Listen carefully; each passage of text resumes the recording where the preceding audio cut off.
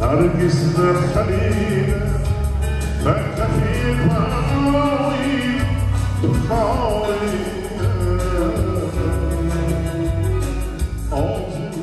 روشل امینوف فرزند هنرمند فقید یهودی تبار تاجیک نیریا امینوف از نیویورک امریکا نه تنها کلبار سرودهای پدرش بلکه میزراب تنبور نوازی این شش مقام خان معروف را به تاجیکستان به هدیه آورد.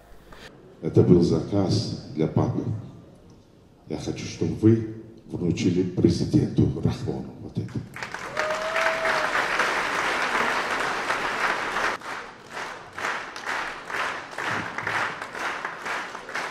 Сделано из чистого золота и бриллиантов. روشل مهمان مراسم فرهنگی بخشیده به 100 سالگی پدرش نیریا امینوف استاد شش مقام بود که در تئاتر اپرا و بالت شهر دوشنبه برگزار شد. در این محفل بیش از 20 سرود و آهنگ‌های معروف نیریا امینوف از سوی شاگردان و پیروان مکتبش اجرا شدند.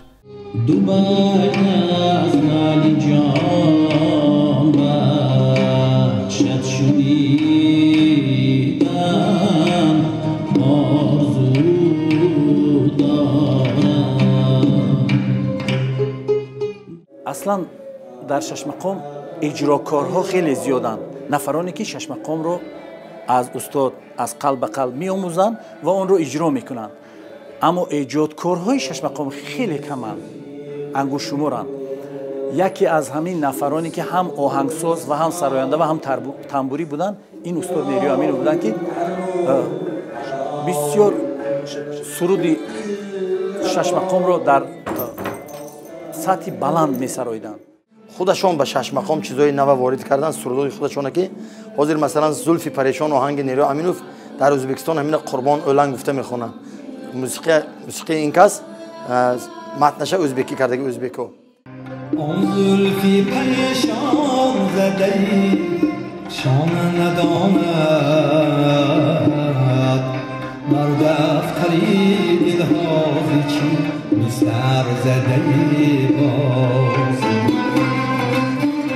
نیریا امینوف که عنوان ارتیست خدمت نشان داده تاجیکستان شوروی را دارد، بیش از 40 سال در دسته های هنری شش مقام خانان فعالیت کرده سرودهای را به مثل تا باد صبا، چیدانی، زلف پریشان در خزینه طلایی رادیوی تاجیک ثبت نموده است.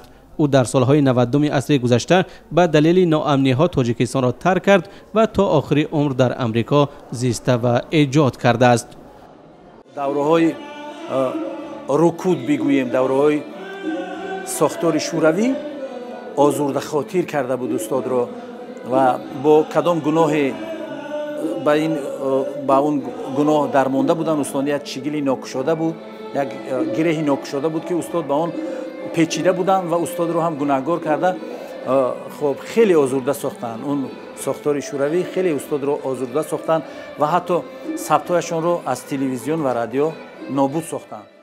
حالا پیوندان نیریا امینوف در شهر نیویورک زندگی دارند و فرزندش روشل امینوف مکتبی را به نام پدرش باز کرده و بیش از 200 نورس مقیم امریکا را با زبان تاجیکی درس شش مقام می آموزاند.